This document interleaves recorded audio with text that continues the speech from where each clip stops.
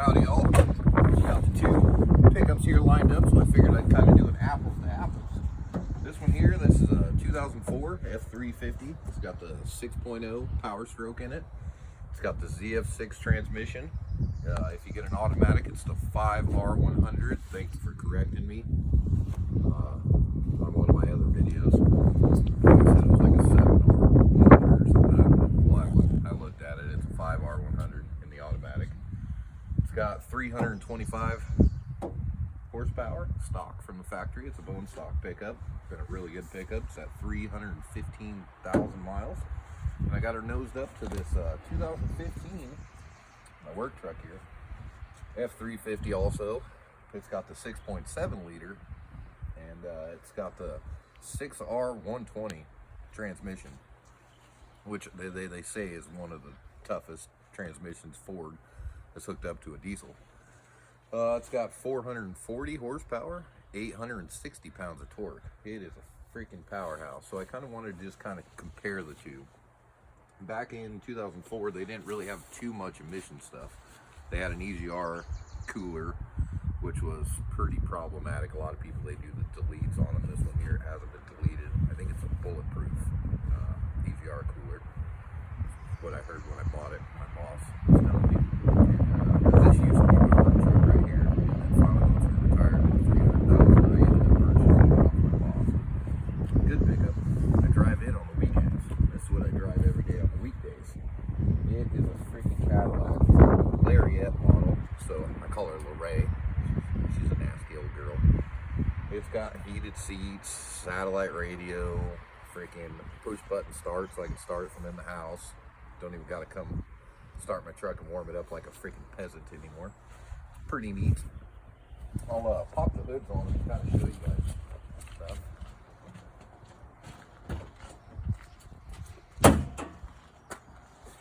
See, this one being the ZF6, which you can't get a manual past 2011 once they went to the 6.7 liter. You see, there's still some room to kind of work on stuff in these when you have an issue, whatever, unless you're in the back, you know, or either that or doing head studs. A lot of times if they do head gaskets or head studs, they end up pulling the cabs on these. Got some shiny new batteries.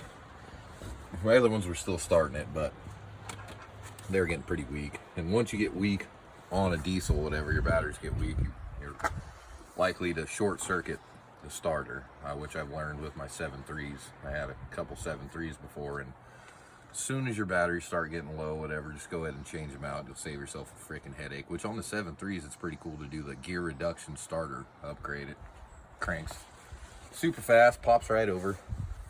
But I think I have changed the starter on this before, back when it was my work truck. But got new batteries on her, and as you can see, stuff's fairly easy to work on. And you want to go ahead and you want to run Motorcraft filters in this. This cap, whatever, is actually a Napa cap. I think it's a Motorcraft filter inside, which I need to go back to the stock cap, which I'm pretty close to needing an oil change, so I'm going to go back, because I guess these caps kind of sit up a little bit and they don't quite get the filter down on it. I do believe it's a Motorcraft oil filter inside of it, because we do run Motorcraft stuff at work. That's how they last 300,000 miles. But as you can see, you can still kind of work on stuff. Upgraded to a metal pipe from the plastic one. It cracked underneath the battery tray down there, which is pretty common.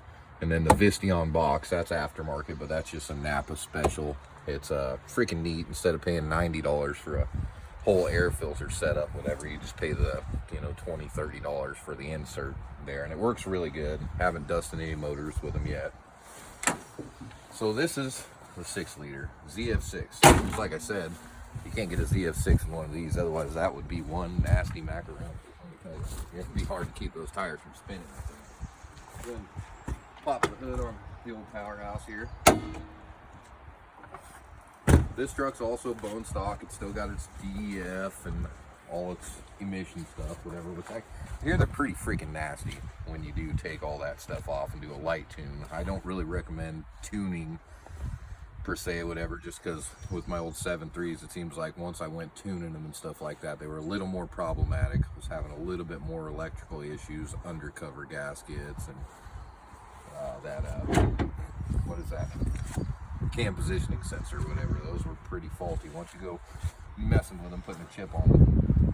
But this freaking 6.7 liter, holy diver. This thing, there isn't much room to work on anything inside here. I mean, it's pretty much take it to a Ford guy or someone who's a lot more advanced than, you know, me. I mean, if there's something that goes wrong on here, it's going to the dealership, or it's going to, actually there's a guy in Coos Bay not too far away. I think his name's Luis, and he's the powerstroke guru, whatever, of the area. I heard he's really good. So if you're around the Coos Bay area, he's across from the DMV. I haven't met him personally, but I hear he's a freaking phenomenal mechanic. I'm here. I'll go ahead and check the oil on her. Oh yeah, nice and black. I think I'm close to the oil change. Of course, these diesels, you know, you can do an oil change, run her for a day, and it's black again.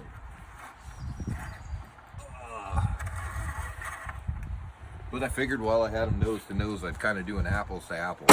This truck here probably gets around 15, 16 miles per gallon, which is the benefit of not having all the emissions crap, whatever.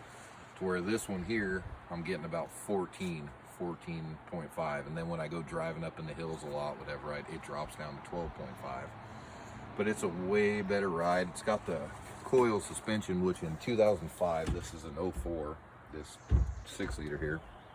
So it's still got the leaf springs, but in 2005 they actually went to this suspension setup, so you get a little tighter turning radius, and it rides like a freaking dream. Good truck. She's mine personally. This is not mine. This is my sponsor's rig. Right. But man, it makes driving to work a lot better when you're in a nice fancy rig. It's at 150,000 miles, and being the Lariat edition, it's got, like I was saying, the heated and cooled seats. It's got fancy screen, and it's got a subwoofer or something behind the seat, because man, this thing freaking rocks out. I got my CVs and stuff, which I'm gonna have to replace this antenna, because I guess if your antenna's off, your CB radio is actually working a little bit harder. It's going to end up frying that radio, which I'm not sure what happened to the antenna. It's probably casualty of sailing to work, whatever. It's probably along the highway somewhere. And see, we put headache racks, toolboxes, and a 100-gallon fuel tank in them, because, you know, I'm an equipment operator for a logging outfit, so I need to pack fuel with me every day and fill up my machine. But I'm pretty stoked with this truck. It's, like I said, it rides like a freaking dream. Cruises down the road really nice. It's got these aftermarket wheels on it, which I'm not necessarily a big fan of these wheels. Like, I like the stock wheels a little bit better. It's stock. It runs a 35-inch tire. These are 35 1250 Cooper Evolution MTs. They're holding up decently, but on these 1-tons, we go running up and down these gravel roads. They actually eat pretty fast. I mean, get about 13 to 15,000 miles on a set of tires, and tires aren't cheap, but we need it for work. The tool of the job, and I would open the back door and show you guys all the room in the back, but there's not much room because it's full of all kinds of hydraulic filters and tools and stuff. It's a crummy work pickup. I mean, out of the two, if I could afford it personally, whatever, I would personally buy a 6.7 liter and then eat a couple fuel miles per gallon of fuel. But me being I wouldn't say I'm poor by any means, whatever, but I mean, I'm not necessarily well off enough to go buy a 6.7 liter for personal use, where I can afford a $4,500 old clapped out crummy, whatever, and be perfectly happy with it. It does everything I need. It's got the gooseneck ball hitch in the bed in case I gotta haul anything.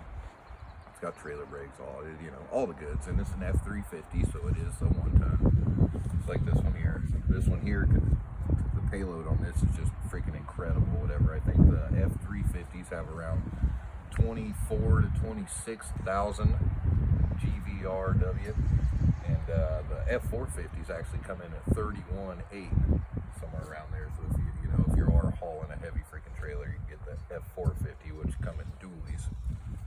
I think dually only. Or you can get the 350 with the dually, but it's not rated as high, I guess. Okay, well, figured I'd do an apples to apples. These are my pickups. hopefully you enjoyed. Hopefully that was informational. And yeah, freaking stay awesome.